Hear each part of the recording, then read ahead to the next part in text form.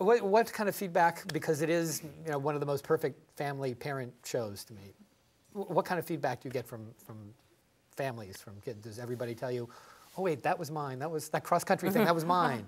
Yeah, it's nice. I think that people really do. The thing that we hear, I think, the most is how relatable it is. And you look on the blogs and all that, and people say, I think they have a camera in my living room or in my kitchen. So, and that's great to hear.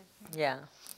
I think I'm a little surprised at so many women that come up to me who are clearly sort of wealthy, sort of Beverly Hills types, that are stopping me to say how much they love the show. Because we're very specifically Midwestern and very specifically economically lower middle class and struggling.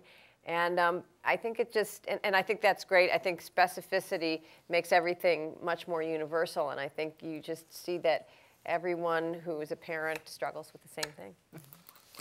Actually, I was going to note that later, but I know when the show first came on, and I remember doing the fall festival with you guys here, and it was a lot of discussion about how the middle of the country never gets dealt with, or never gets dealt with in a realistic way, because everybody's kind of treated stereotypically.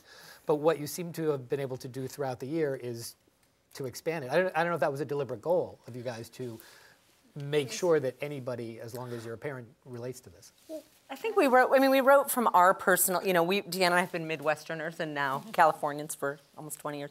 But we write from our own experiences, and as Patty said, I think the more specific that you write, then the more general it is. And we never intended that this would be a show that just the middle of the country would say, yay, finally I'm recognized, You write it for everyone. I mean, and that is the greatest compliment, I think, that any of us can receive, is when people say, that happened in my house.